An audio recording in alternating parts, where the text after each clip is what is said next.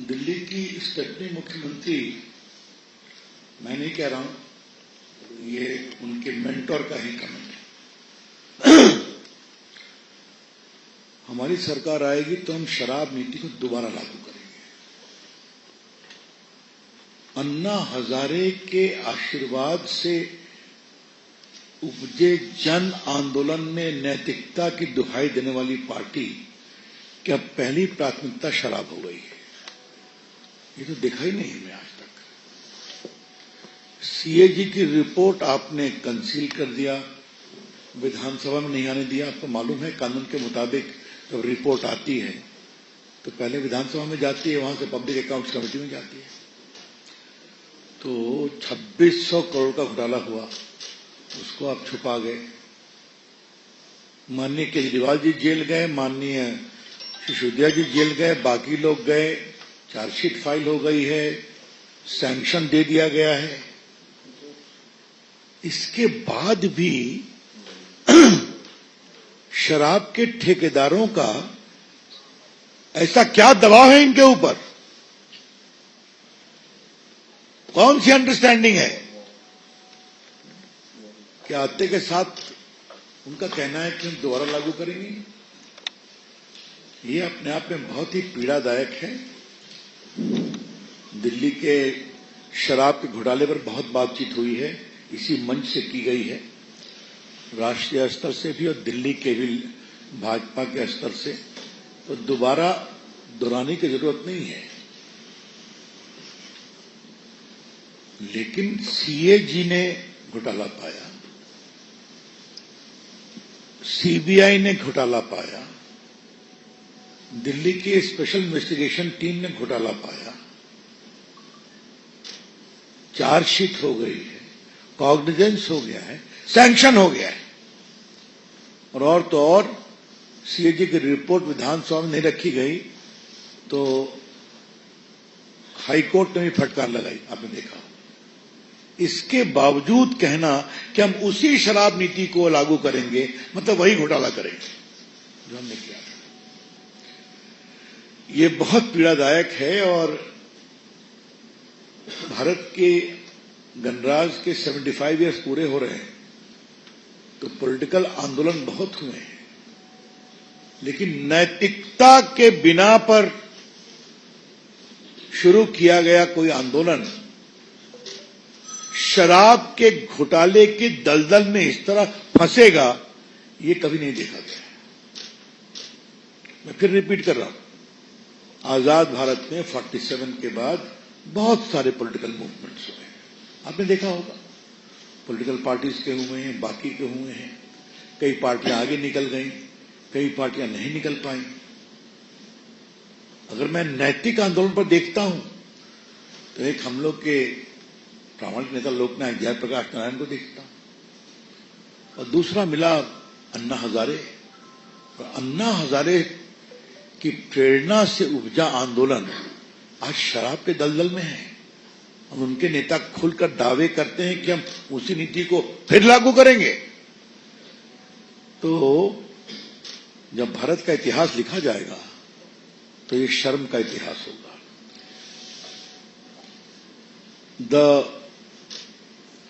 blind attachment of the Aam Aadmi Party politics to safeguard the interest of the liquor mafia will remain as a black chapter of Indian polity. ये मैं कहना चाहता हूं।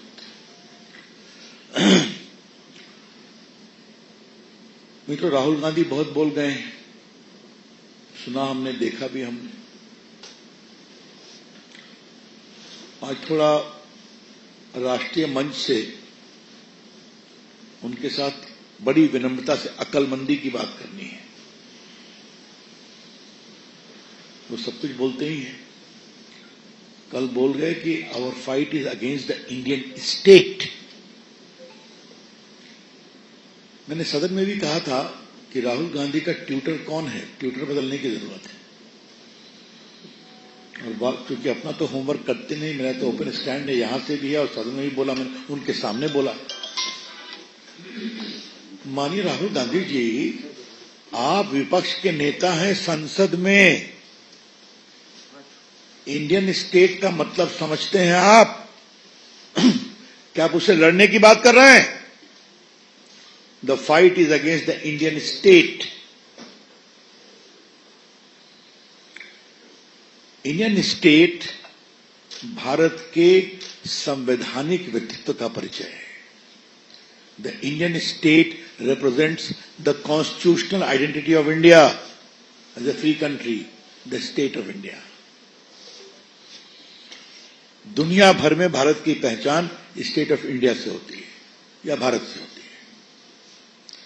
राहुल जी, उसमें Bharat state के इस परिभाषा में, व्यक्तित्व में भारत के राष्ट्रपति भी आते हैं, भारत के उपराष्ट्रपति भी आते हैं, भारत की संसद आती है। आप संसद में विपक्ष के सम्मानीय नेता हैं, आप भी आते हैं। राज्यों की विधानसभाएं भी आती हैं, जिसमें कई आपकी पार्टी के द्वारा चल रही है। इस स्टेट की विचारधारा में सुप्रीम कोर्ट और हाई कोर्ट भी आता है, जिसने कई बार आपके अनाप शनाप बकबक किए कमेंट पर जो डिफेमेशन सूट चला, उसमें आपको राहत भी दी है। और इस स्टेट में आप भी आते हैं, पत्रकार, मीडिया। बाकी मैं संस्थाओं की बात ही नहीं करता, उनको तो खुदा खुलेआम गाली बढ़ते रहते हैं। राहुल गांधी जी, आप कुछ बोलते हैं तो समझते हैं कि आप क्या बोलते हैं? आप समझना कब शुरू करेंगे? कल कांग्रेसी रात दरबारी में ताली बजा रहे थे। रात को मैंने पटना में टीवी पर देखा, हमने कहा हो क्या गया इनको? क्या कांग्रेसी, जो वरिष्ठ कांग्रेसी अच्छे लोग हैं, अनुभवी लोग हैं, उन्हें समझाना ही बंद कर दिया है क्या? राहुल गांधी जी, आप संघ की बहुत आलोचना करते हैं, बीजेपी के भी करते हैं। ये आप कोई नया काम नहीं कर रहे हैं। काम आपके पर नाना जी भी करते थे, नेहरू जी, इंदिरा जी, राजीव जी, और आप तो सबसे आगे निकल गए हैं। कभी देखा है कि आप कहां पहुंच गए आपकी पार्टी? और संघ आज कहां से कहां पहुंच गया देश में, और भाजपा कहां से कहां पहुंच गई? क्योंकि संघ एक राष्ट्रवादी संगठन है, समाज के लिए बड़ा काम किया है, देशभक्ति के लिए बड़ा काम किया है। और कल टीवी पर दिखाया जा रहा था गणतंत्र दिवस के परेड की पूरी कहानी, तो किस तरह चीन के युद्ध के बाद संघ के लोगों ने परेड किया था आज के कर्तव्य पथ पर, इसको भी दिखाया गया था। तो ना आप कुछ जानते हैं, ना कुछ समझते हैं, ना समझने की कोशिश करते हैं। मैं फिर कहूंगा, राहुल गांधी अर्बन नक्सल्स के चंगुल हैं। लेट मी से it very clearly and categorically, Rahul Gandhi is in the complete grip of the urban Naxals thinking process, माओवादी सोच के प्रभाव में जो इस तरह की बातें करते हैं, इसकी बहुत भर्त्सना करते हैं, बहुत शर्मनाक है। राहुल गांधी, एक बार मैंने इसी मंच से कहा था कि आप विपक्ष के नेता हो गए, बड़ा पद है, आपकी क्षमता से मिला है या परिवार के कारण मिला है, वो एक अलग विषय है। कुछ जिम्मेवार बनिए, लेकिन मेरी प्रार्थना अनसुनी जा रही है। और रोज बरोज मैंने कहा कि माननीय मोहन भागवत जी के खिलाफ देशद्रोह का मुकदमा चलना चाहिए, तो बेबुनियाद है ही है। आपके इंडियन स्टेट्स के खिलाफ लड़ रहे हैं, इसका मतलब समझते हैं आप क्या है? कानून में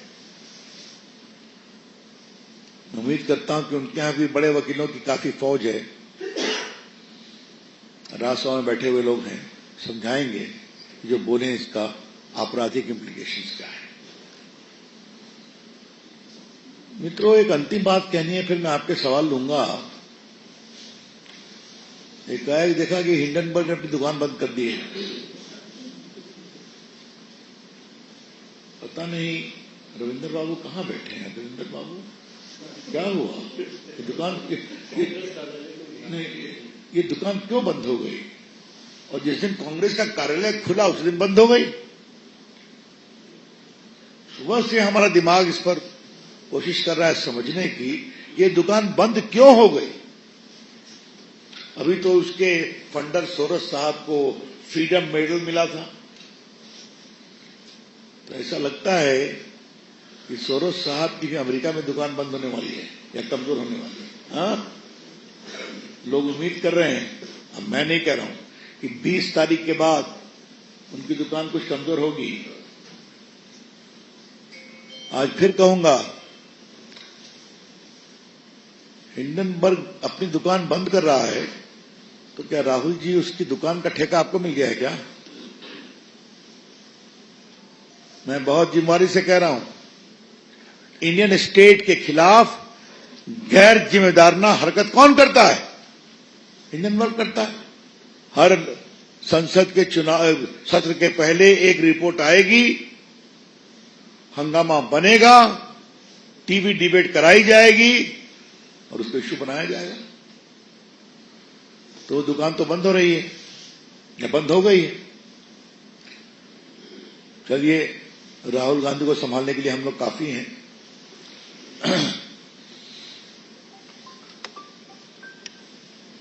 आज कैबिनेट में एक फैसला हुआ है कि सभी केंद्रीय सरकार के कर्मचारियों को 8वें वेतन आयोग की मंजूरी दे दी गई है। पार्टी की ओर से हम इसका स्वागत करते हैं। वो कोर्ट में ना फेस करेंगे, कोर्ट में केस चल रहा है ना, हाई कोर्ट गए थे ना, सुप्रीम कोर्ट गए थे ना इसके खिलाफ लड़ते हुए, कोई रिलीफ मिला क्या? तो जो कानूनी प्रक्रिया चल रही है, सीएजी ने पाया कि नहीं पाया? तो संवैधानिक संस्थाएं प्राप्त मालूम कर रही हैं, सैंक्शन दिया जा रहा है, कोर्ट ने कॉग्निजेंस लिया है, चार्जशीट फाइल हुई है, तब उस पर विश्वास नहीं किया जाए और इनके विलाप को सुना जाए, तब जवाब नहीं देना। तो मैं हंसू तो और क्या हंसू। This only underscores the deepening relationship between Hindenburg and Congress party. They used to work in sync for a design agenda to destabilize India. They never succeeded. लेकिन मैं कांग्रेस पार्टी को एक बात जरूर कहूंगा, इतना कस के आप पिट गए हरियाणा में, उसके बाद सुपर फ्लॉप शो आपका हुआ महाराष्ट्र में, अभी आपकी ये स्थिति है कि आपको इंडिया इंक से भी बाहर कर दिया गया। कोई आपके रीजनल पार्टी आपके हाथ पकड़ने को तैयार नहीं है, फिर भी इतना अहंकार, इतना गुरूर, कमाल है। क्या कहा जाए? No, whether they open their company or close their company is entirely their business call.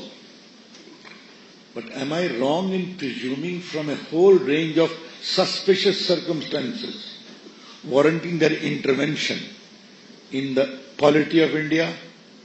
Whether it is Pegasus, they did not file any report before the Supreme Court.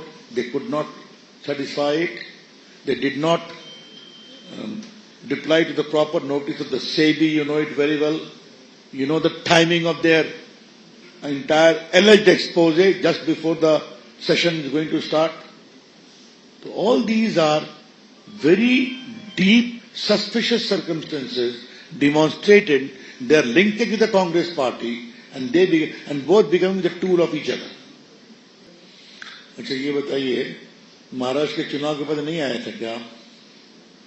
Haryana के समय नहीं आया था क्या? लोग जान गए हैं कि ये चीज क्या है, ये हिंडनबर्ग जंतु क्या है, इसको देश की जनता समझ गई। और स्टॉक मार्केट भी एक आध दिन ऊपर नीचे होता है, फिर स्टेबल हो जाता है। एक आपने, आप तो बड़े संगीत के भी प्रेमी हैं, ऐसा मैंने सुना है। सच्चाई छुप नहीं सकती बनावट के वसूलों से, खुशबू आ नहीं सकती कभी कागज के फूलों से। भैया आता हिंडनबर्ग का, ये तो हमेशा होता है।